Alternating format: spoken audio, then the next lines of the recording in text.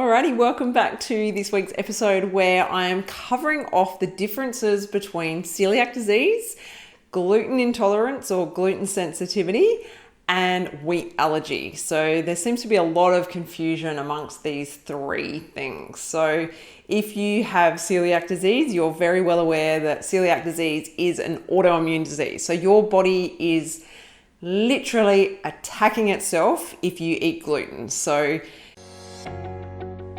welcome to the Healthy Celiac Show. I'm your host, Belinda Whelan from belindawhelan.com, and here you will learn to live your very best life with celiac disease.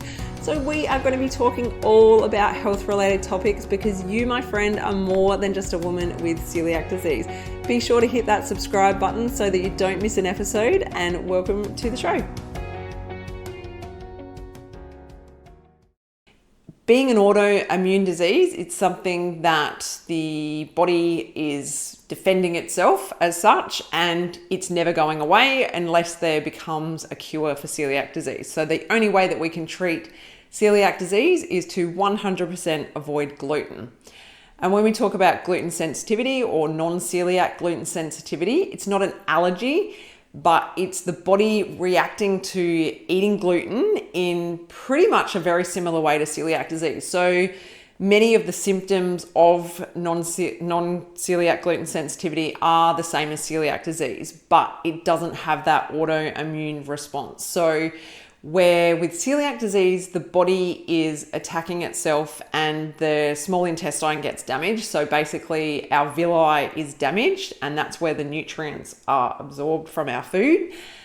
That doesn't happen in gluten sensitivity or non-celiac gluten sensitivity, but you can still get all the same symptoms such as, brain fog, diarrhea, bloating, gas, all of those types of things people with gluten sensitivity also do get.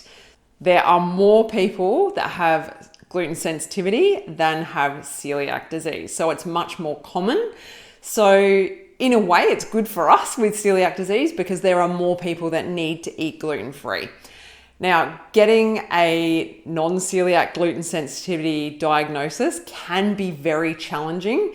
And this is why I say to people, if you have all the symptoms of celiac disease, but you've done the testing for celiac disease and your doctor said, no, you don't have celiac disease and sent you on your merry way, I always say push for further testing because you may have non-celiac gluten sensitivity. And if you do, then it can help you to feel better as well. So it can help you see that you do need to be eating gluten-free, you do need to focus on your health, and you do need to be focusing on getting better. Because the thing with celiac disease is we need to heal our gut, but people with non-celiac gluten sensitivity can cut out gluten and feel better much quicker. So for my son, who I've talked about time and time again, he didn't have celiac disease. He was diagnosed with non-celiac gluten sensitivity, and the doctors, they just wanted to get rid of us once they'd found out he didn't have celiac disease. They didn't want to do any further testing, and I was like, hold up. There is something wrong with this poor child, and we need answers. We need to find out what's going on, and we need to get to the bottom of this because he's not right. He's not healthy. He's not thriving. He's not happy. There is something wrong. So if that's you and you've been told you don't have celiac disease and you're like, well, hey, I've cut out gluten and I feel better, what the heck's going on? It could be gluten sensitivity. So don't self-diagnose yourself with gluten sensitivity. If you haven't been tested for celiac disease, you need to rule that out first. I highly recommend that you go through the testing process for finding out whether you do have celiac disease or not. So do that first. If you don't have celiac disease and the doctors are happy to leave it at that, push for finding out if you've got non-celiac gluten sensitivity because then you will have some answers. If it's not that, then you can go on and figure out if it's FODMAPs or something else that's going on for you. But it's a very real thing. There's not as much information about non-celiac gluten sensitivity than there is about celiac disease. But we do know that people feel better when they're not eating gluten if they have an intolerance to it. So it's not an allergy. It's not what we call an allergy. It's an intolerance. So it's your body reacting to that protein still and your body feeling better without it. So yeah, it's definitely worth looking into and definitely finding out whether that is what's causing you issues. And it's as simple as following a gluten-free diet. I'm going to say simple, you know what I mean. That's the answer. You need to follow a gluten-free diet and, you know, figuring out how to eat gluten-free and look for gluten-free food and all that type of thing. But yeah, it is very, very similar to celiac disease, but it just doesn't have that autoimmune part to it, if that makes sense. Now, when we're talking about a wheat allergy, this confuses people a lot. So when we think of allergies, it's more, think of it like an allergic reaction. So if you are allergic to bees, like I am, I'm highly allergic to bees, it's an allergic response. It's not an autoimmune response. So people with a wheat allergy, they have symptoms such as like an anaphylactic reaction, you know, difficulty breathing.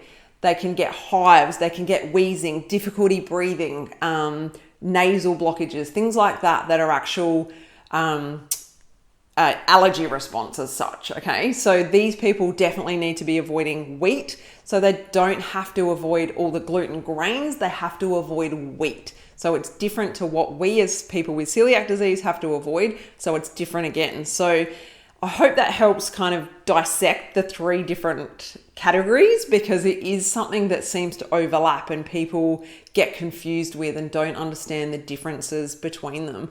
And when people tell me that they think they're gluten intolerant and they say that they have all these symptoms, and you know, I just went to an event today where there was a group of 6 of us business women, and we were all met for the first time, and we're all chatting about what we do and who we help and who we serve and those types of things. And as soon as I said what I did, it was amazing. It was like bang, bang, bang, 3 women. Oh, my husband's got those symptoms. Oh yes, I'm gluten intolerant. Oh yes, my sister's just been tested for celiac disease, but she's got Crohn's. There were all these women that were just like, you know, wow, that they were so aware of what I was talking about, and it was so refreshing. But when I was talking to the lady that said her husband has all those symptoms, I said, you know, has he been tested for celiac disease? No, never been tested for celiac disease. He's been diagnosed with IBS. So I said to her, tell him to go get tested for celiac disease, because he might be able to rule that out. He might have gluten intolerance. Who knows? So, you know, I was able to help her just by having a conversation about what I do.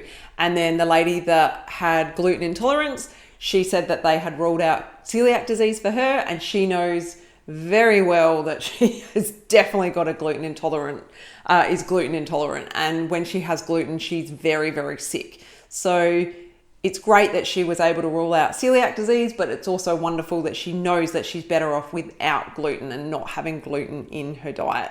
So yeah, that's pretty much a lowdown on the 3 differences, the 3 different categories. And it might help you if you are very new to gluten and the world of gluten and trying to figure out what is right for you and what path you need to go down as far as testing.